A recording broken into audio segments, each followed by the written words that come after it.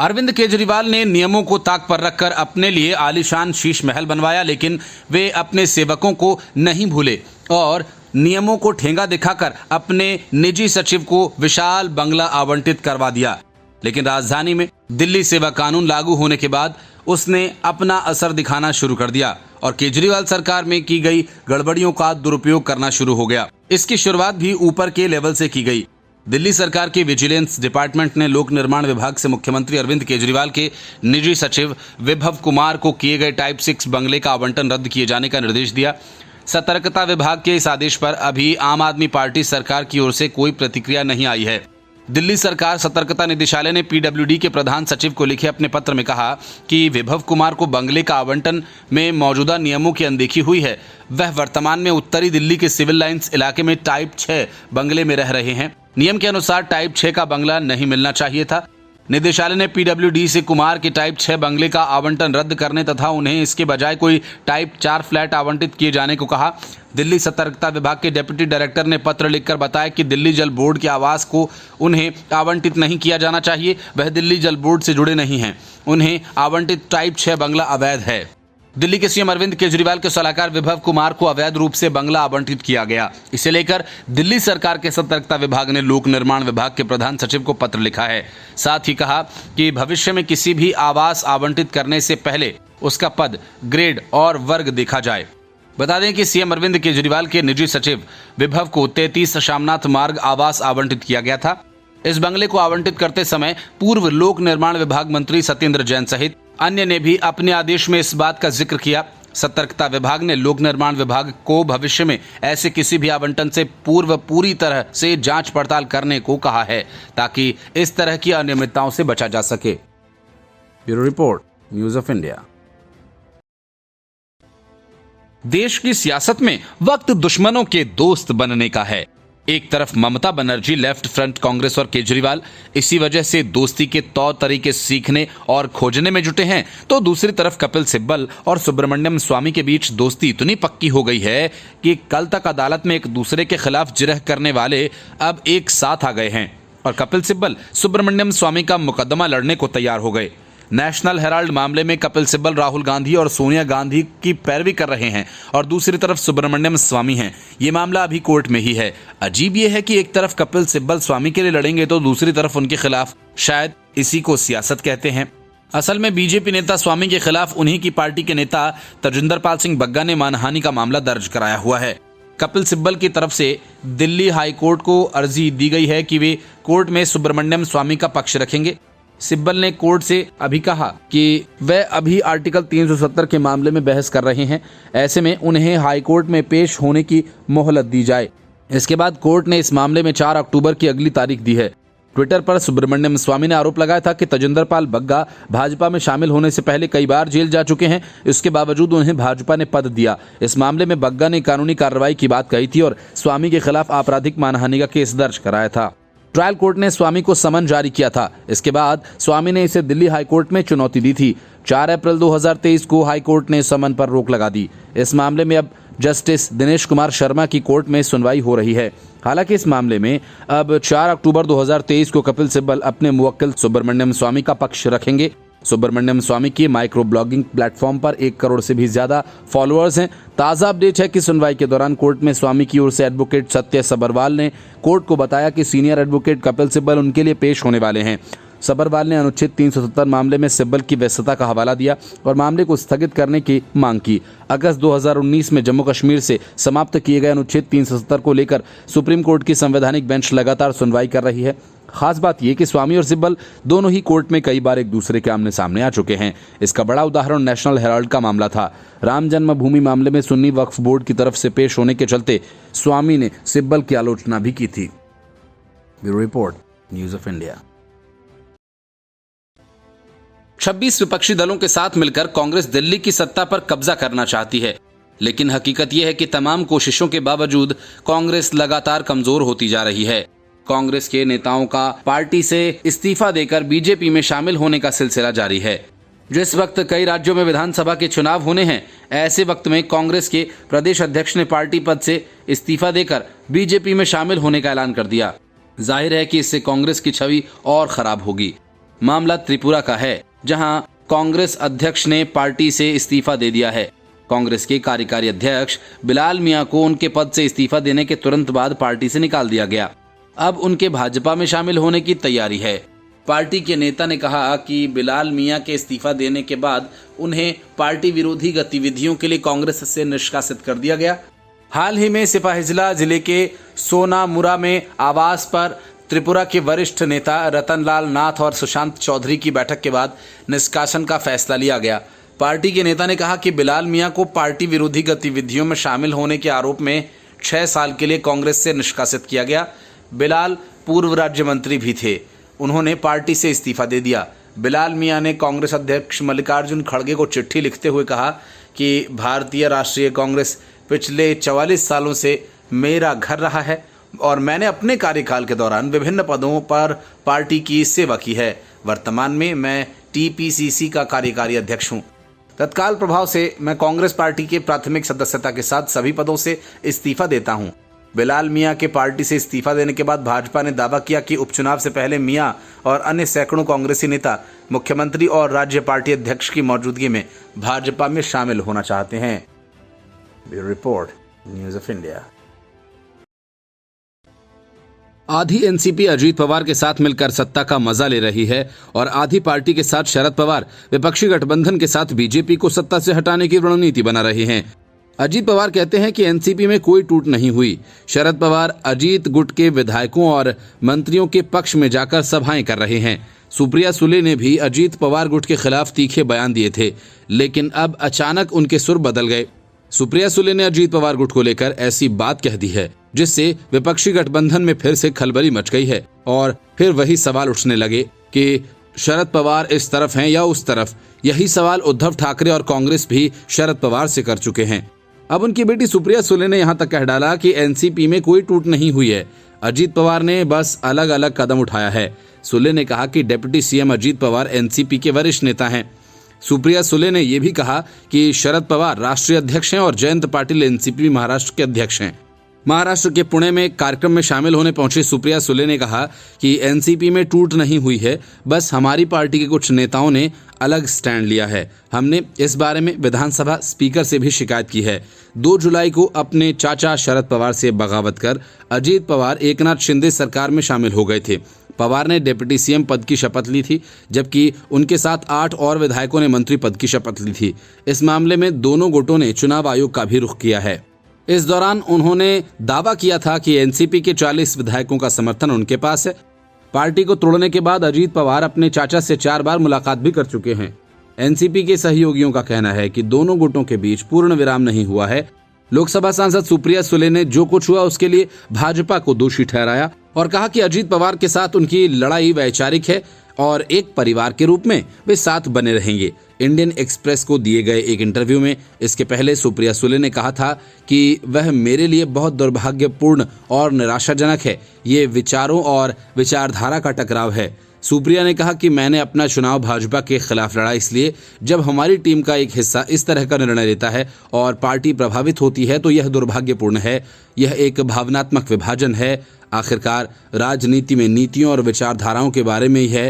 ये कोई व्यावसायिक लेन देन नहीं है कि मुझे यहाँ नौकरी करना और वहाँ जाना पसंद नहीं है। यही बात हमें उनसे अलग करती है। अरविंद केजरीवाल से दोस्ती करने के चक्कर में कांग्रेस पार्टी बची खुची पार्टी को भी तबाह करने पर तुल गई। पंजाब में तो कांग्रेस की हालत और खस्ता होती नजर आने लगी है। केजरीवाल के साथ गठबंधन का तीखा विरोध करने वाले नेताओं की पार्टी सुनने को तैयार नहीं है और कोशिश वैसे नेताओं को किनारे लगाने की जारी है। इसी वजह से सीनियर नेताओं को नजरअंदाज कर कांग्रेस ने कार्य समिति में चरणजीत सिंह चन्नी को शामिल किया है। कांग्रेस विधायक संदीप जाखड़ को पार्टी विरोधी गतिविधियों में शामिल होने के आरोप में पार्टी से निकाल दिया गया।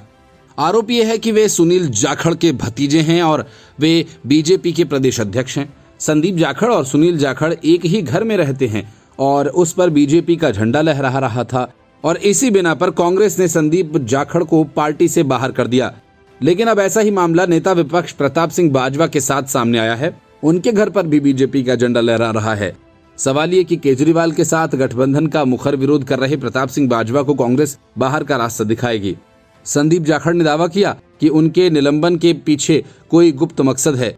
संदीप जाखड़ इशारा करते हैं कि प्रताप सिंह बाजवा अपने छोटे भाई और बीजेपी के सदस्य फतेह जंग सिंह बाजवा के साथ रहते हैं। जिस घर में ये दोनों रहते हैं वो उनका पैतृक आवास है। इस पर भी बीजेपी का झंडा फहरा रहा है। जवाब में प्रताप सिंह बाजवा कहते हैं कि उनके और संदीप के केस में कोई समानता नहीं है।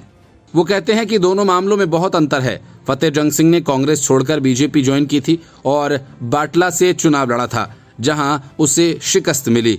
दूसरी तरफ संदीप जाखड़ कांग्रेस के चुनाव चिन्ह पर विधायक चुना गया और अब वो पार्टी को धोखा दे रहा है। प्रताप सिंह बाजवा कहते हैं कि वो और फतेह जंग सिंह बाजवा एक संयुक्त परिवार में रहते हैं और फतेह जंग सिंह ने अपने हिस्से वाले संयुक्त मकान पर बीजेपी का झंडा लगाया हुआ है, तो उसे कैसे हटाने के लिए कह सकते हैं। पैतृक घर और जमीन का बंटवारा होना अभी बाकी है। संदीप आरोप लगाते हैं कि उसका उद्देश्य सीनियर नेताओं को नियंत्रण में रखने का हो सकता है। संदीप जाखड़ कहते हैं कि सभी लोग इस बारे में बात कर रहे हैं। हालांकि मेरे निलंबन के लिए झंडे को वजह बताना कांग्रेस में चल रही आंतरिक उथल पुथल का इशारा है। संदीप जाखड़ आगे कहते हैं कि मेरे चाचा बीजेपी के अध्यक्ष हैं, तो निश्चित रूप से उनके घर पर भाजपा का झंडा लहराएगा। हालांकि कांग्रेस पार्टी के एक सीनियर नेता ये कहते हैं कि प्रताप सिंह बाजवा का केस संदीप जाखड़ के मामले से अलग है। संदीप कांग्रेस का चुना हुआ विधायक है। अब वो अपने चाचा के साथ रहना चाहता है, उसे कांग्रेस से इस्तीफा दे देना चाहिए और फिर से चुनाव लड़ना चाहिए। संदीप जाखड़ का कहना है कि वो इस्तीफा नहीं देंगे। अबोहर के लोगों ने मुझे जिम्मेदारी दी है, मैं उसी जिम्मेदारी को निभा रहा हूं। अब मैं कांग्रेस का विधायक नहीं हूं। वो लोग कहते हैं कि पिछले साल ही उन्होंने कांग्रेस को ये स्पष्ट रूप से बता दिया था कि वो अपने चाचा का समर्थन करते हैं। Bureau report, news of India. Manishankar Iyer Gandhi परिवार के ऐसे प्रॉक्सी हैं जिनका इस्तेमाल वो सिर्फ चुनाव के वक्त करती है। 2024 में फिर से लोकसभा के चुनाव होने हैं। इसके लिए गांधी परिवार ने मणिशंकर अय्यर को फिर से सक्रिय कर दिया है, तो तुरंत ही उनकी किताब पर सियासी संग्राम छिड़ गया। बीजेपी के प्रवक्ता संबित पात्रा ने कहा कि अगर मणिशंकर कोई आत्मकथा लिख रहे हैं तो वे विचार गांधी परिवार के हैं, क्योंकि चुनाव के समय ये लोग कुछ न कुछ उनसे जरूर बयानबाजी कराते हैं। उन्होंने ये भी कहा कि मणिशंकर अय्यर गांधी परिवार के सबसे नजदीकी हैं। ये वही हैं जिन्होंने प्रधानमंत्री नरेंद्र मोदी के लिए चाय वाला और नीच कहा था, जिन्होंने पीएम के लिए अपमानजनक शब्द कहे थे। परिणाम क्या हुआ आपने देखा। 2024 का चुनाव आ रहा है, इसलिए मुकुटमणि भी बोल रहे हैं। संबित पात्रा ने आगे कहा कि मणिशंकर ने परिवारवाद, पक्षपात और पाकिस्तान पर थीसिस लिखी है। ये वही अय्यर हैं जिन्होंने कहा था औरंगजेब के बाद शाहजहां राजा बना था। इस किताब में वो लिखते हैं कि वे बाबरी मस्जिद के पक्षधर हैं। ये घमंडिया गठबंधन की विचारधारा है। ये आत्मकथा केवल अय्यर की नहीं है, ये घमंडिया और गांधी परिवार के विचार हैं। मणिशंकर अय्यर के तो शब्द हैं, लेकिन भाषा कांग्रेसी है। संबित पात्रा ने कहा कि गांधी परिवार के मुकुट मणिशंकर अय्यर पाकिस्तान में जाकर कहा था कि पीएम मोदी को हराना है। उन्होंने उनके लिए अपमानजनक शब्दों का भी इस्तेमाल किया था। मणिशंकर अय्यर गांधी परिवार के प्रॉक्सी हैं। बीजेपी नेता ने हमला जारी रखते हुए कहा कि उन्होंने विशेष रूप से 3 P पर बात की, परिवारवाद, पक्षपात और पाकिस्तान। विपक्षी गठबंधन के विचार को मणिशंकर अय्यर ने लिखित रूप में पेश किया। PV नरसिम्हा राव कांग्रेस के पीएम थे और जिस तरह के शब्द उनके लिए इस्तेमाल किए गए उससे साफ पता चलता है कि गांधी परिवार के प्रवक्ता को गांधी परिवार के अलावा किसी और का प्रधानमंत्री बनना बर्दाश्त नहीं है, भले ही वह शख्स कांग्रेस पार्टी से ही क्यों न हो। चंद्रयान 3 का जिक्र करते हुए संबित पात्रा ने कहा कि कल बहुत बड़ा दिन था। भारत ने 1 मील का पत्थर हासिल किया। चंद्रयान चांद की दक्षिणी ध्रुव पर उतरा। उसी वक्त मणिशंकर अय्यर की एक प्रेस कॉन्फ्रेंस आती है जिसमें वे कहते हैं भारत कभी भी विश्व गुरु नहीं बन सकता क्योंकि भारत पाकिस्तान को नजरअंदाज कर रहा है। मणिशंकर अय्यर ने कहा था कि अगर भारत अपने पश्चिमी पड़ोसी के साथ शांति स्थापित नहीं कर सकता, अगर भारत पाकिस्तान से बात नहीं कर सकता, ये कभी भी दुनिया का नेतृत्व नहीं कर सकता। भारत पहले ही अपनी ताकत साबित कर चुका है। मणिशंकर अय्यर ने अपनी आत्मकथा के विमोचन के मौके पर बड़ा बयान देते हुए PV नरसिम्हा राव को बीजेपी का प्रधानमंत्री बता दिया। अय्यर ने कहा कि बीजेपी के पहले प्रधानमंत्री नरसिम्हा राव थे, अटल बिहारी वाजपेयी नहीं थे। अय्यर की आत्मकथा के विमोचन के मौके पर पूर्व कांग्रेस अध्यक्ष सोनिया गांधी भी मौजूद थी। Bureau report, news of India. अब तक जांच एजेंसी से बचते आ रहे अभिषेक बनर्जी कायदे से शिक्षक भर्ती घोटाला मामले में फंस गए हैं। हालांकि इस बात की आशंका पहले से ही थी कि अकेले पार्थ चटर्जी ही इतने बड़े घोटाले को अंजाम नहीं दे सकता, और इस बात की भी कि इतने बड़े घोटाले की जानकारी ममता बनर्जी के परिवार के पास न हो। कोयला घोटाला मामले में पहले से ही जांच एजेंसियां अभिषेक बनर्जी की पत्नी रुजिरा बनर्जी से पूछताछ कर रही हैं और अब शिक्षक भर्ती घोटाला मामले में ईडी ने पहली बार खुलकर अभिषेक बनर्जी का नाम लिया। इसके बाद बंगाल ही नहीं देश की सियासत भी गर्मा गई, क्योंकि जिस विपक्षी गठबंधन की ताबड़तोड़ बैठकें हो रही हैं उस पर इस घटना का असर पड़ना तय है। ईडी ने अपनी प्रेस रिलीज में अभिषेक बनर्जी का भी नाम लिखा है। स्कूल भर्ती घोटाले के मुख्य संदिग्ध सुजय कृष्ण भद्र के खिलाफ सबूत इकट्ठा करने के लिए ईडी द्वारा leaps and bounds private limited के कार्यालयों और उसकी संपत्तियों पर बैक टू बैक छापेमारी की गई। इसके बाद वेबसाइट के जरिए प्रेस विज्ञप्ति जारी की गई। ये छापेमारी अभिषेक बनर्जी के अमेरिका से कोलकाता लौटने के एक दिन बाद हुई। अभिषेक बनर्जी अपनी बाईं आंख का इलाज कराने के लिए अमेरिका गए हुए थे।